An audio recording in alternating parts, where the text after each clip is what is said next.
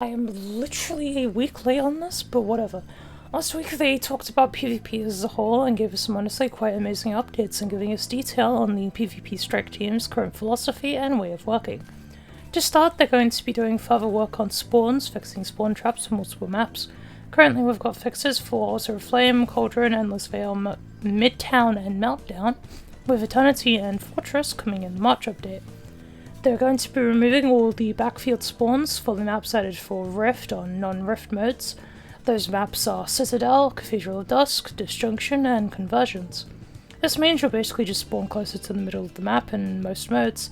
For example, in Cathedral of Dusk, you should end up somewhere nearer to the front sides of A and C frag, from what I'm understanding. There's going to be major tuning of the initial spawn, heavy spawn, and tiebreaker zone locations on all maps. And they've made changes to their workflows which allow them to change the previously mentioned things quicker. The example they gave for this is that the next time Dead Close will be a trial, so it'll have changes to spawns, zone placement, and heavy ammo spawn. They also reminded us about the 3 new maps in May, being Eventide Labs on Europa, Cirrus Plaza on Neomuna, and Dissonance, the terraformed pyramid ship map, otherwise known as the Rue of Nightmares location. He also said that those 3 maps were specifically made for the competitive 3v3 modes, being Dominion, 3v3 Clash, otherwise known as Skirmish, and Survival, alongside a new mode known as Collision, which I'll talk about in a bit. They then went on to talk about how they want to make PvP at least as rewarding to play as PvE, so they added double rewards weeks and increased end of match rewards, giving us more glimmer and more cores / engrams, alongside the competitive weapon focusing and Ascendant alloys from 6 comp games. And all the Trials Lid changes, like the 50% chance to get a Trials weapon drop on win. To add on to this, they have added that after reaching gold 3 or above and completing 6 comp matches in a week and then winning a further 3, you get high stat Artifice armor, and each victory thereafter will have a chance to drop Artifice armor, with the chance increasing based on rank. They're also making it so comp matches have an increased chance to drop Exotic Catalyst, and these are on top of some amazing changes to Trials. Lastly, when in a 3-player fire team, you should be guaranteed to get a Trials weapon drop on win, which will now be a non-adept version of the current adept. For example, if the adept on a certain week is Cataphract, you'll only get Cataphracts when you get a Trials weapon drop. Back to free stacks, you'll also get a 50% chance for a Trials engram and more reputation. Their goal currently is not to remove fireteam-based matchmaking, which they explain further as to why later, and instead reward free stacks more for their efforts. They're also reworking one passage and adding a new one, Passage of Ferocity. Now, if you haven't been flawless this week, losses after 3 wins will reset you down to 3 wins instead of 0, making it so you only need to focus on winning 4 matches in a row. And they have added the Passage of Persistence, which I have been begging for years to have been added. Basically, the Passage of Persistence will make it so once you've gotten to 7 wins, you'll be granted a drop of the current Adept Trials weapon, no matter how many times you've lost. However, instead of just becoming flawed upon a loss, you will also lose a win on your card, with win streaks adding permanent wins to the card.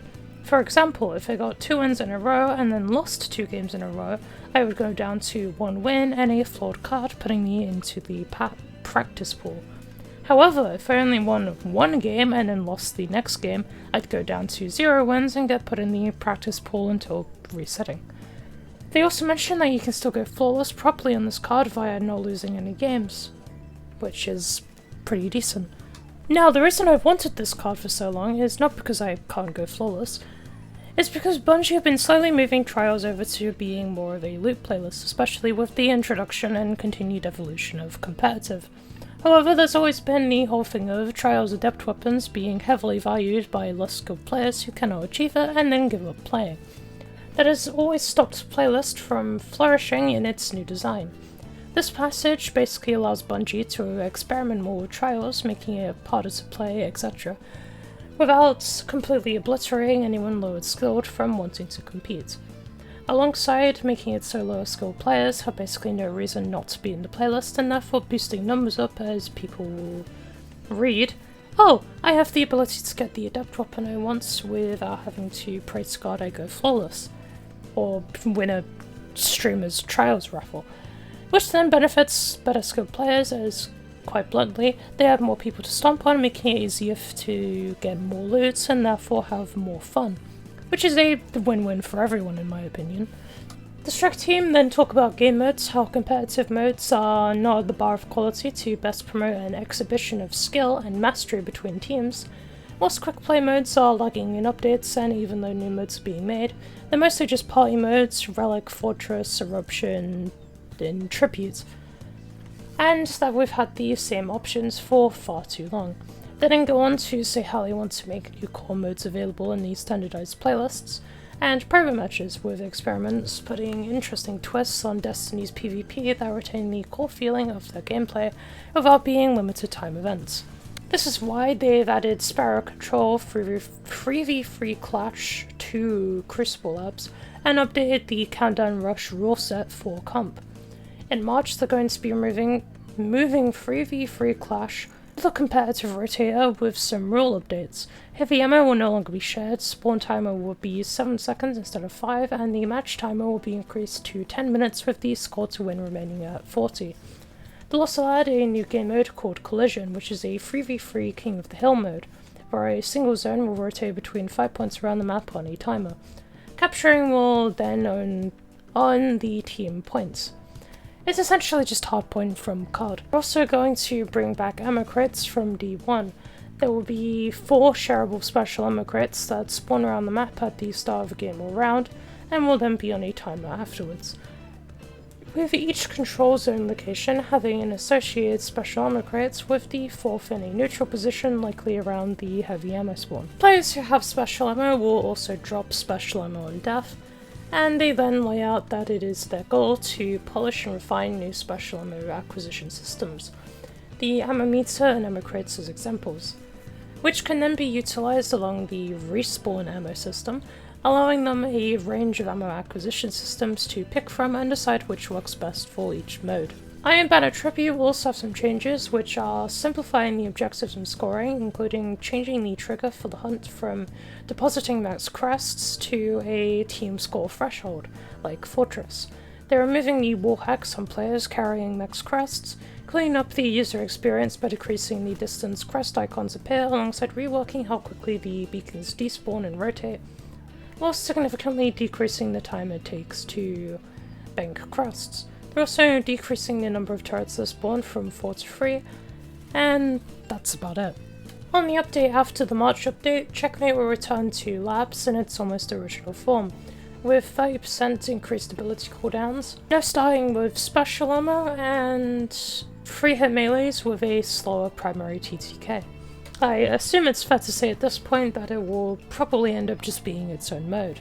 They're also adding a new modifier called Hardware, where they basically just remove abilities. So that'll be nice, having a break from Titans existing. In Final Shape, they're going to update private matches, letting you add modifiers such as Mayhem or Scorched, presumably Checkmate and Hardware. They've also added more custom tuning for game modes, letting us have more control over things like ammo delivery, cooldowns, revives, respawning, and more. The Strike team then go onto the sandbox, which is a summary of the last twab, hence why I will skip over it. So if you're curious about what was in there, I'd recommend watching last week's video. So, time for the big part of the twab. We finally got some matchmaking changes and explanation for the matchmaking. To TLDR, they've replaced the loose sbmm in Iron Banner and Control with an outlier protection matchmaking system. Comp matchmaking is properly rank-based now. They're currently testing multiple configurations of a snake draft lobby balancing system. In March, they'll be correcting the tooltips for each mode and correctly displaying which matchmaking type is used and changing the snake draft lobby balancing, aimed at improving how fire teams are handled. The next section will be going into detail on what they've said about matchmaking, so if you don't care about that, I'll put a time on screen for you to skip to, so you can get the rest of the updates included, which will be basically right at the end. So, matchmaking. First off, Bungie outlined why it is difficult to create a good matchmaking system. To quote them directly, "Our matchmaking systems are opaque and not easily understood, and it is not clearly defined when and where they are in use. Matchmaking is extremely complex and always a big challenge due to different types of players desiring different gameplay experiences. Some high-level players want close, competitive games against worthy opponents, while some want to be able to show off their skills against the wider boundaries of the population's bell curve.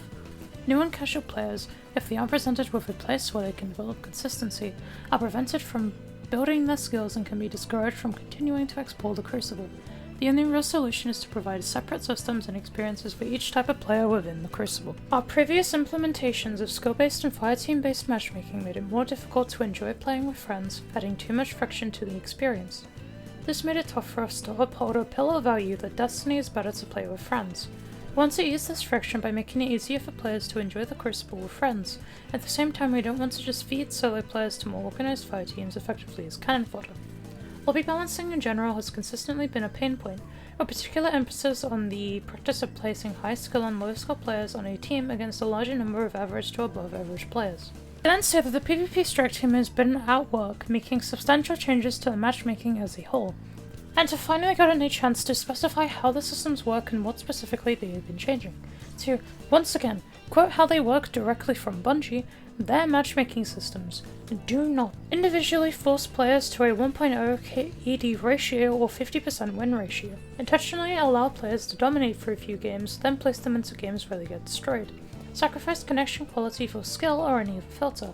Our three most common matchmaking systems, Outlier Protection, Rank Based, and Open Skill, will keep average connection quality generally within the same bands. In fact, Outlier Protection and Rank Based have, on average, slightly better connection quality than Open Skill, due to the increased time they remain in the optimal connection bracket whilst searching for matches. The matchmaking system works via utilizing skill deltas and matching players based on that, using Bungie's description of how they work. In our game, the range of player skills is measured from -1000 to 1000, and a feel of a match can often be determined by the overall skill delta, which is the difference in skill between the highest and lowest players in the game. Games of deltas of less than 500 will generally feel competitive, with few or no players outclassed, though there will be a difference in performance between the highest and lowest players. Colloquially, we can refer to this as the spot zone. With deltas greater than 500 and less than 1000, there will be a noticeable skill variance present, usually enough to avoid games from feeling too sweaty. Some players will be outclassed, but it is unlikely there will be people in the match who are completely in over their heads. For well-populated and unranked game modes like Control and Iron Banner, we consider this to be the Goldilocks zone, where games can present varied experiences without becoming stomping grounds. At deltas larger than 1000, there will likely be one or more players who get few or no kills the entire game, whilst contributing double-digit deaths. We can refer to this as the stomp zone. These experiences result in some of the largest negative sentiment spikes we see in our game, and are heavy drivers for player departures. Back to me. From the way I understand this, each player is basically assigned a certain amount of points. I assume this is likely correlated to your combat rating you'd see on Trials Report. In each match, the total of each player's points is added together and creates the match's skill delta. I would imagine lobby balancing is then taken into account in attempts to distribute players to create an even skill delta inside. Now, I do assume this isn't totally correct, because how come 1000 plus skill delta matches described as mercy rules, whilst matches less than 500 are described as easier games / competitive games? I'd assume that would mean there are two sets of numbers per team, and essentially what happens is that a match with 1000 plus skill delta is that those matches are the ones where the matchmaking system is finding bad players and puts them all on one team with maybe one good player, and then ends up putting every other player on one side, creating one low skill delta team and one high skill delta team. Whilst the less than 500 matches are the ones where worst players are all matched together on each side. Then Goldilocks matches are the ones where each team is a good mix of good and bad players on both sides that are generally within the same skill band to create an even match. Yeah, no, I assume I'm probably not correct with that assumption, considering there are multiple things wrong with it. So, yeah. It's just that it would probably make sense with my experience with systems like sbmm, lobby balancing, and the like. With that out of the way, our first variation of matchmaking is ranked-based matchmaking. As usual, I'll just continue basically just quoting Bungie for each of these sections as they explain it better than I can. Rank-based matchmaking matches based on skill only in place matches before you have been ranked. Once you've been ranked, your current rank is converted to a value we can use in place of skill, in a range of -1000 to 1000, and you are matched based on that. For example, if you're Gold 2, it tries to find you other Gold 2 players. If it cannot, it will expand to look within the neighbouring minor ranks, in this case Gold 3 and Gold 1. If there are no available players after a given amount of time, the matchmaking will continue to expand through the minor ranks until it reaches a maximum of just beyond one major rank up and down. The only exception to this maximum bracket is if you are Ascendant 2 or Ascendant 1, where there are not always enough players to match in such narrow bands. These players can be considered Ascendant 3 for matchmaking purposes, helping to prevent extremely long queue times. Following placements, you will never be matched solely based on skill. The only time skill will come into matchmaking at all is as part of our match quality standards to combat smurfing. This affects a small number of players whose skill is dramatically higher than their rank, and in these cases, it will blend the rank and skill of these players and match them between the two values.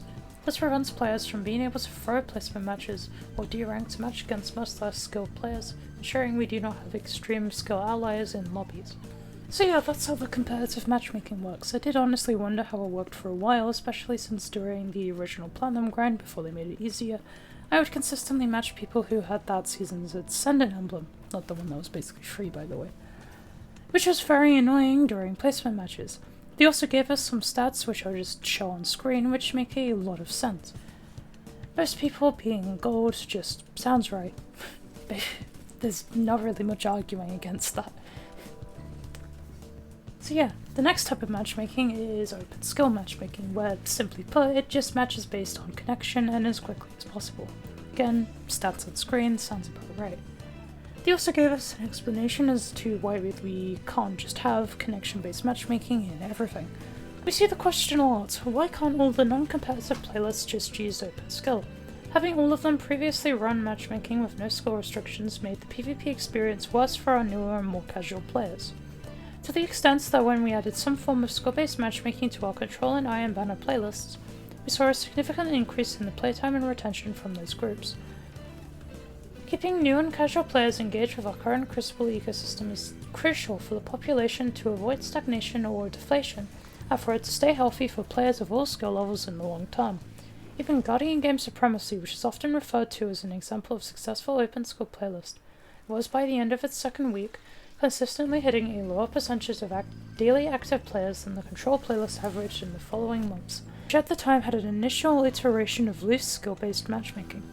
Which, speaking of sbmm, they actually talk about that next. To quote how it works from Bungie once again, "This was our first attempt at a loose skill-based matchmaking system for more casual play. It's been depreciated, but we will still discuss how it works for comparison purposes.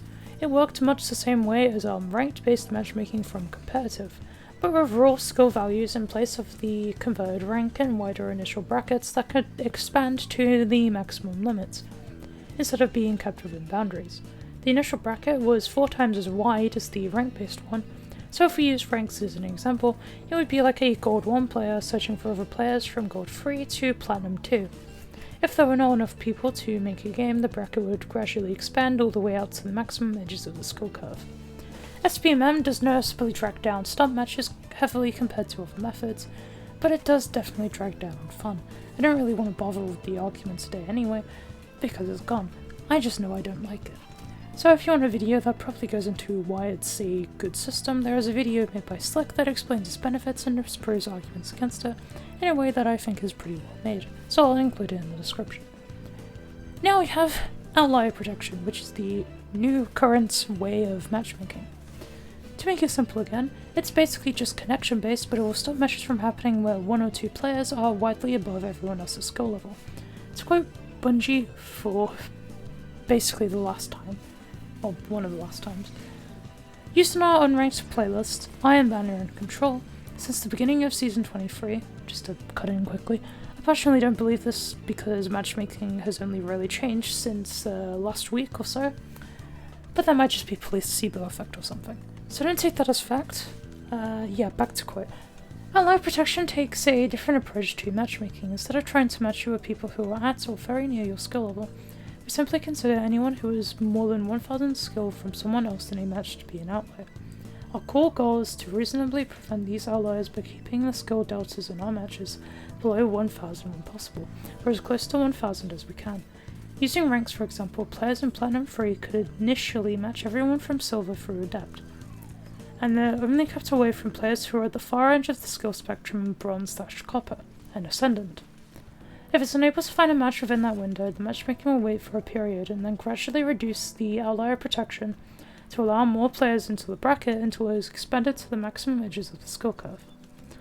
So, that's the screen, and yeah. So far it's pretty good. PvP is actively fun again, so it's a definite good matchmaking system. Feels like old connection base does, without as much of the disadvantages. And it tends to get a fair balance of matches where I have to really play the game, and get to have fun just beating lower skilled players. In fact, Bungie even mentioned this. The system has allowed us to retain many of the benefits that loose skill-based matchmaking offered for newer and lower skilled players without the drawbacks of making above average skilled players feel like they were playing as something closer to a ranked mode. In fact, we have even seen an increase in matches taking place within the Goldilocks zone without too many matches falling into either the Sweat zone, like with loose skill-based matchmaking, or the Stomp zone, like with open skill matchmaking. And it's definitely accurate. So on top of the new lobby balancing, it should make matches much better. The final bit of the matchmaking text dump, I guess. Via team-based matchmaking. They aren't removing it in trials, and I'm just going to give the reasoning as to why they aren't removing it. But because they aren't removing it, the goal is to make trials more rewarding. So yeah. Bungie's reasoning for not changing the matchmaking is this. We understand that the experience for full fire teams has suffered as the difficulty has increased with fire team based matchmaking, but the solution is not as simple as it may initially appear. The two common suggestions for how to solve the issue with trials in this kind of matchmaking are making it so only trios can queue, making it so duos cannot queue, or they can queue but they're not protected from trios. Both styles of matchmaking have been used before and contributed to previous deteriorations of the trials ecosystem.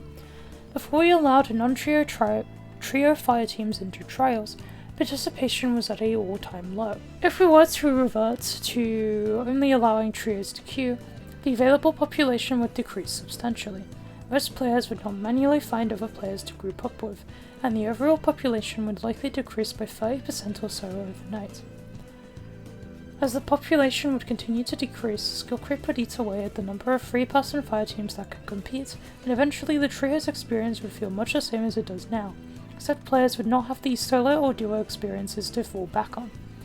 Similarly, if we allowed non-trio fire teams into trials but before fire team-based matchmaking, solo and duo participation peaked, and then steadily decreased to minimal values outside of freelance weekends.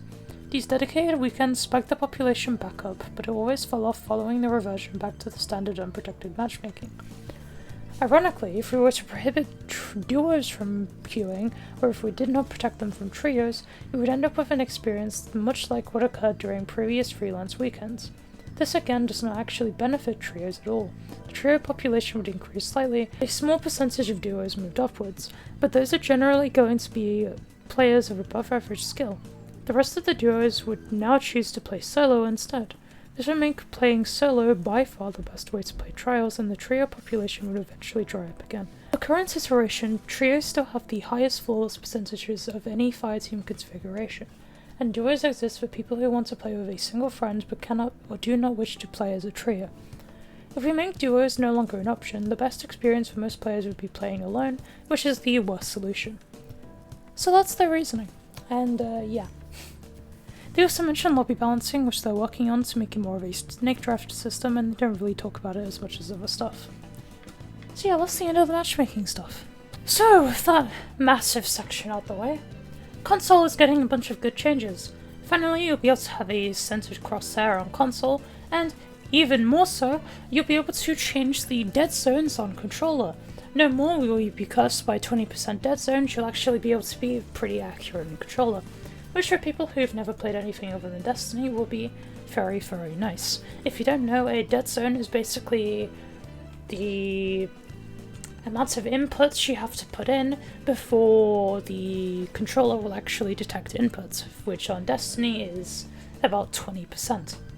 You can also change the opacity of the radar, but that isn't as important. Prophecy will also be useful again. They're removing Swift Verdict, Long Walk and Last Breath, but adding Prosecutor, an arc precision frame auto rifle, Adjudicator, the kinetic precision frame SMG, and Relentless, a strand high impact pulse, and they're also updating the other weapons. Judgment is now a stasis adaptive hand cannon, Dark as Before is now a solar rapid fire, and Sudden Death is a void aggressive. They've also have a new origin perk, where they've increased range and handling for the top half of the magazine with more damage on the bottom half. And the new loot table is as follows. The Phalanx Echo drops the Prosecutor and Relentless, the Cube drops Sudden Death and Adjudicator, and Kel Echo drops Judgment and Dark as Before. So yeah, that's everything. Finally.